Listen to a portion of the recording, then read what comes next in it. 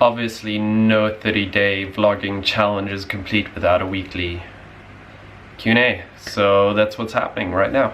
Alright, so I'm going on Twitter first, and I'll read a few questions and answer a few of them. I will be selective, obviously. A few things I don't want to answer, but yeah, we'll see how it goes. Alright, so the first question is from Pauline, and it's, how are you today? I'm doing pretty good, actually. I am doing pretty good. It's all rainy and crappy outside, but yeah, I've been productive, and yeah, my spirits are high, so I'm doing good, thanks. Craig Piper said, love your videos. Thanks, bro. When does your flying trip with Louis start? Now this is a bit of a sore subject, because I spent most of last year, freaking accent, most of last year preparing for the trip. We ended up not getting funding, so there were a lot of companies that promised, and you know, there was a whole ordeal about it. Unfortunately, we did not end up getting funded. A trip like this is extremely expensive, so at the moment it's been put off. I'm really hoping that something will come up and we will end up still doing it, but for the moment it's not happening. So during that time frame that we set aside for that, I'm gonna do something else. I'm gonna do a big motorbike adventure, which I'll tell you guys about later. So, what's your relation to Germany? Asked by Manuel. Well, this is a big one. So, as most of you will know, I am Namibian. Namibia used to be known as Zuidwest-Afrika, which obviously means it used to be a German colony. I am 6th or 7th generation Namibian. So yeah, if I'm thoroughly Namibian, but I still do have very strong roots to Germany. My great-grandmother came from Germany. My great-grandfather was Namibian, but my great-grandmother came from Germany. And through that channel, I was able to obtain German citizenship. So I do have a German passport, I do have a Namibian passport, and my New Zealand one is hopefully coming soon. I will have to drop one though, and it'll probably be the Namibian, because it's a terrible, terrible passport to travel with. I do speak German. Ich spreche Deutsch. Also in Namibia sprechen wir schon ein anderes Deutsch als in Deutschland. Auf dem Moment spreche ich Hochdeutsch, aber namibisches Deutsch, also das nennen die manchmal nämlich oder Südwesterdeutsch, das ist schon anders. Das hat schon so, du weißt, einen Dialekt und komische Wörter und so. Aber ich spreche Deutsch. Yeah, I'll translate that.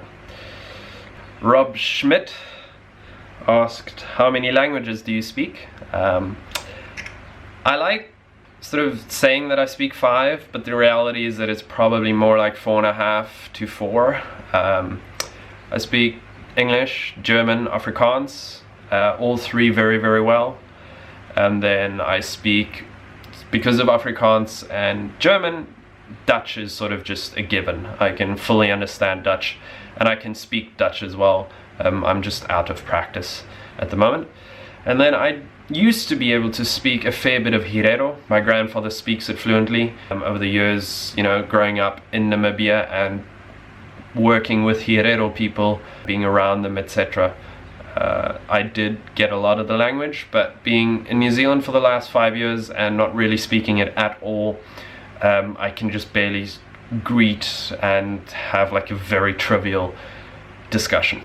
And I'd like to go back to Namibia at some point and, you know, really get involved in that again and try and get that language back, because it is quite a unique language. The Herero culture is very unique, and it ties in with the Himba culture, which is the tribe that Louis and I visited. So the plan is to hopefully, before I die one day, speak 7 languages. I think there are another 2, one of them being Spanish, and maybe Mandarin. Mandarin would be up there, or Cantonese. Mandarin probably more, but yeah, that's a language that really interests me. What are your hobbies? I have very many hobbies. I enjoy flying. Flying is a big hobby of mine, big passion of mine.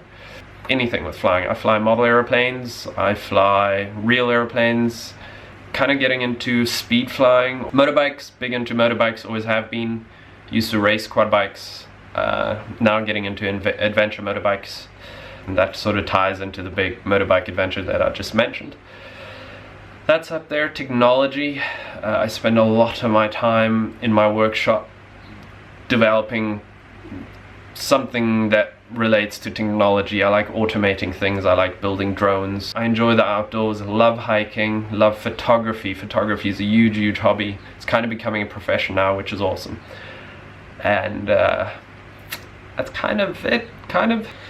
Bradley asked whether I'm happy with life. That's right into the deep end there.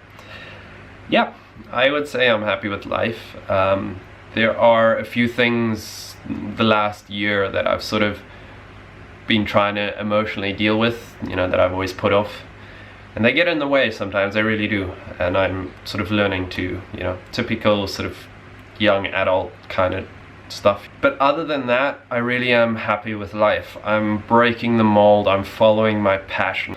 Bryce Ferg 85 asked, where is your favorite place to fly?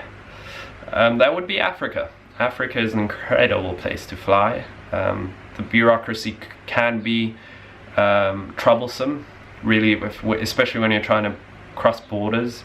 But bar none, the best place to fly in the world. The weather is almost always fantastic. You have this huge continent to explore, incredible scenery, especially my home country, Namibia. It's the most beautiful country I've ever been to. I might be biased, so I would rate Africa, especially Southern Africa. Yeah. And yeah, that's it. That is the Q&A. I know, very boring, lots of talking, too much talking, but yeah, I'll try and do something fun-ish tomorrow again. We'll see.